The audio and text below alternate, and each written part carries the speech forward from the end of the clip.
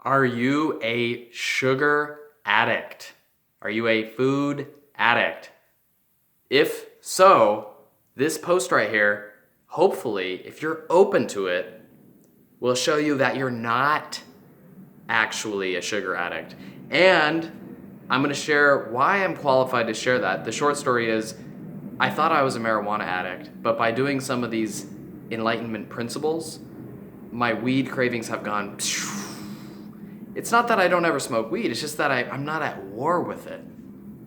I have trust around myself, and that is a huge thing that I want for you around sugar and food. And today I'm going to be making a scientific case, including links and pictures to articles, including one by Yale, a review of 61 studies by Yale, came out in 2018, that makes the case that there actually is no such thing as food addiction. And I'm going to explain why there's so much misconception out there. So there's a lot to cover in this video. I am just going to go ahead and jump in. If you do like this content, leave it a thumbs up, leave it a comment. And for this topic in particular,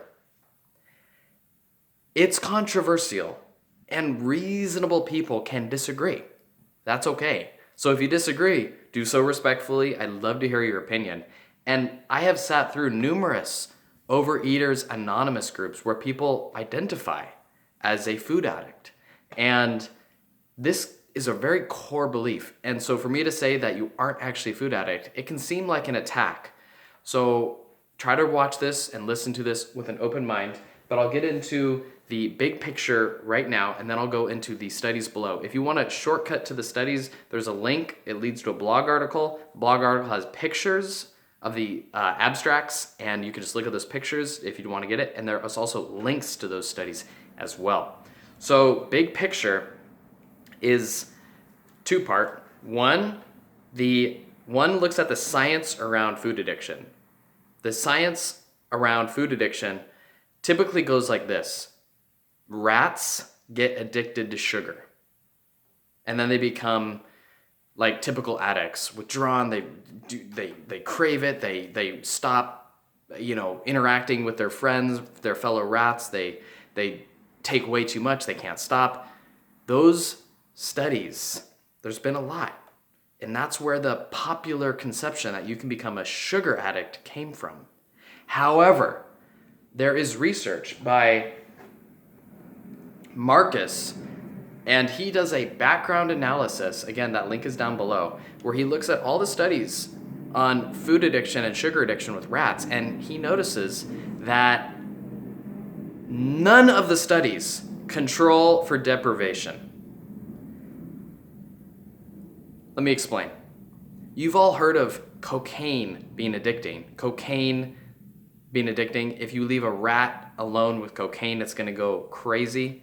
Well, recently I watched a TED Talk where the TED Talk criticized the studies done on rats and cocaine because he said the rats that became addicted to cocaine, they were isolated, they had no friends around them, and he did a different study where rats were given cocaine and food, but the rats were also given wheels to roll around with, plenty of food, lots of friend rats to mate or just mingle with. They were given lots of sunlight and open space, and the rats didn't go for cocaine.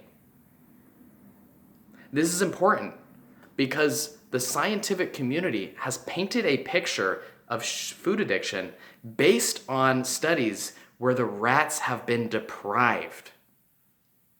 So when rats are left alone and they are in an isolated cage in the dark, basically, yes, they will become addicted to sugar over regular food. However, if the rats are given abundance, they have other types of food and they live a healthy life, they don't become addicted to sugar. So Marcus's point is that yes, rats become addicted to sugar, but they're in a state of deprivation. And this thing about deprivation is really hard to grasp. Another study out of Liverpool talks about the perceptions of food and sugar addiction and how actually deprivation leads to the perception of being a sugar addict. So let me start over again. Do you think you're a sugar addict?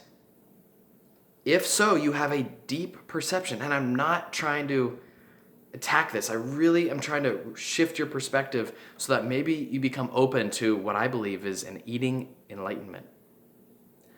I'll get to the eating enlightenment in a minute.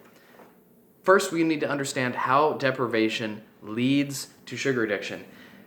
Out of Liverpool, they say there's a vicious short-term cycle where the belief that you are a sugar addict causes you to avoid sugary things. Avoid. And avoidance leads to craving that food. Avoidance causes deprivation. So then you avoid the food, you crave it, the cravings become too much, and you give in. And when you give in, it's you make a erroneous conclusion, a type 2 error. You believe you are a sugar addict, but it's in fact that you were coming from a state of deprivation. It's a weird paradigm, and I'm going to share with you the weed story. I, for years, have smoked weed every day. I've abused weed. I've used it for emotional coping. And I was always at war with it. There'd be times when I wouldn't do it, and I'd feel guilty about doing it, and I knew I had enough awareness to know that I was using it for emotional coping. And this was after I had stopped binge eating. This was after I was really into healing myself, and I still had this problem with weed. And it wasn't until I started really diving into the science of intuitive eating and what is the foundation of this movement, this thing that I'm creating, what I stand for, eating enlightenment. Once I gave permission, emotional permission to have weed when I wanted, for about 1 week, I bought a vape and I smoked it for the whole week. I was responsible, I didn't go to work high or anything, but right when I got home, I did my work, and then I was token up and I abused it for a week. And I smoked a lot. I was free. I was free. So I smoked it, and I did not feel guilty because I knew I had to get over my internal deprivation. And by the end of the week, I didn't want it anymore. And after a week went by, another week went by, I didn't want it, didn't smoke it. And another week went by, and then I wanted it, and it felt like a craving, and I allowed myself to have it. It felt weird allowing myself to have it. I thought, damn it, I thought I was over these cravings. Now they're back. I trusted myself. I allowed myself to get weed. And then it's been like a while now, but it's like the weed cravings are so minimal now. They come up like hardly ever. I don't want it. It's transformed my life, and I want that for you as well. And the key is to see that it all starts with deprivation. Sugar addiction starts with deprivation, where you don't allow yourself to have sugar, and it builds on the back of your mind. To get over this deprivation, you need to allow yourself to have sugar in a safe, controlled setting. I'm going to talk about this in a different video because it requires a different mindset. It requires some steps and training steps where you actually get over sugar addiction. But for now, I want to go to the third study out of Yale. And this study is great. 61 studies on food addiction, eating disorders, and Yale concludes food addiction is not a valid measure of behavior. And the reason is fairly simple. With normal things that you can say you're addicted to, there's a withdrawal. If you're addicted to cocaine, you're a true addict, or alcohol, and you withdraw it, or heroin, right? There's stories of heroin. You have to go on another drug, methadone, because the withdrawal symptoms are going to kill you. Same with alcohol. You'll shake and tremble if you are addicted to alcohol and you suddenly don't have access to alcohol. Food is not the same. You need food to live, okay? There's no withdrawals from food. You might have a craving, but that's not nearly the same thing as a withdrawal symptom. And again, Yale notes the same thing, that the studies that show food addiction all don't account for deprivation. So I hope this is opening your mind to the possibility and that you leave me a comment with your thoughts. Peace.